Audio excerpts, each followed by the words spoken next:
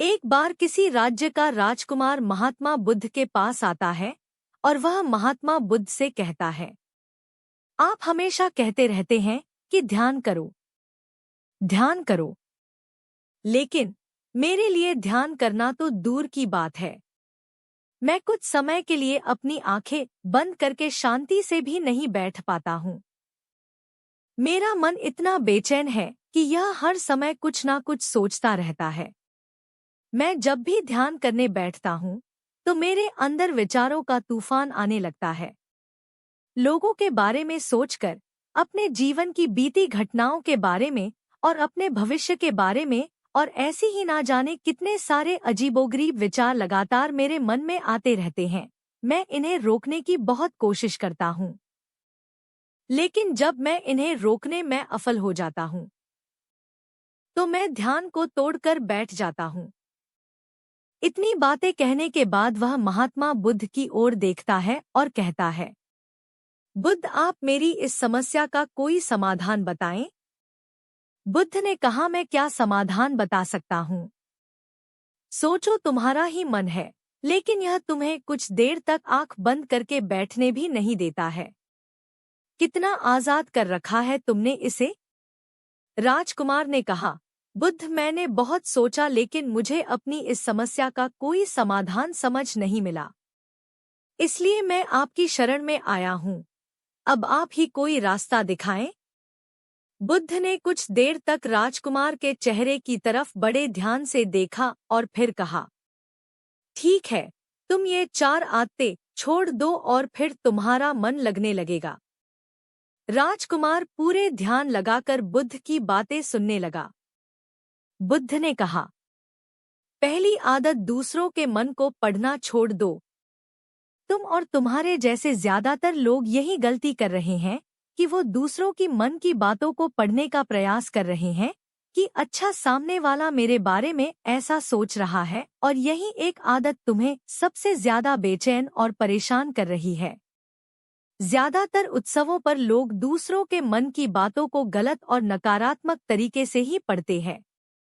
जैसे कि लोग अक्सर सोचते हैं कि दूसरे लोग उनकी तरक्की से जलते हैं, उसे नीचा दिखाना चाहते हैं, उसे पसंद नहीं करते, उसकी मदद नहीं करना चाहते, और ऐसी ही ना जाने कितनी सारी नकारात्मक बातें ये लोग दूसरों के प्रति अपने अंदर बैठा लेते हैं। फिर उनके बारे में ही सोचते रहते हैं, उनसे बदला लेने के तरीके सोचते रहते हैं, उन्हें नीचा दिखाने के मौके ढूंढते रहते हैं, और दूसरों के प्रति यही नकारात्मक सोच इन्हें दुखी करती है, और फिर ये लोग बेचैनी महसूस करते हैं। इसलिए दूसरे लोग क्या सोच रहे हैं, इसका अनुमान लगाना बंद करो।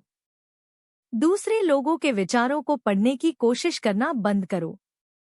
अगर पढ़ना ही है तो खुद के विचारों को पढ़ना शुरू करो कि तुम्हारे अंदर क्या चल रहा है। कहीं तुम नकारात्मक सोच, शिकायत या बुराई करने जैसी आदतों के शिकार तो नहीं हो रहे हो? बुद्ध ने कहा, दूसरी आदत ये सोचना कि असफल हो गए हो तो लोग हंसेंगे। हंसने दो। लोगों को असफलता पर हंसना तो लोगों का धर्म है, क्योंकि अगर तुम सफल हो जाते तो यही तो वो लोग हैं जो तुम्हारी तारीफ करते, तुम्हें सम्मान देते, तुम पर गर्व करते।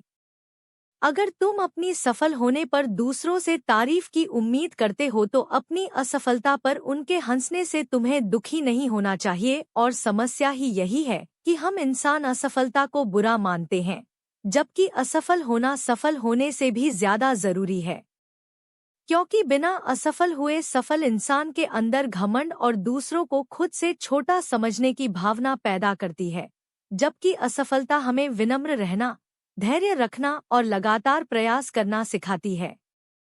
इसलिए असफलता को बुरा मत समझो, और अगर तुम्हारे काम में असफल होने की संभावना नहीं है तो इसका अर्थ है कि तुमने अपना लक्ष्य अपनी क्षमताओं से छोटा बनाया है। और अगर लोग तुम पर हंस नहीं रहे, तुम्हें ताने नहीं मार रहे हैं, तुम्हारी बुराई नहीं कर रहे हैं, तो तुम अंदर से मरे हुए हो।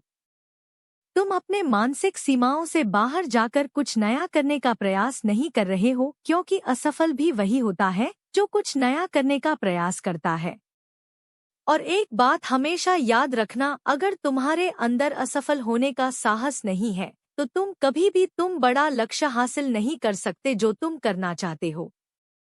इसलिए असफल होने और लोगों के हंसने से डरना बंद कर दो। बुद्ध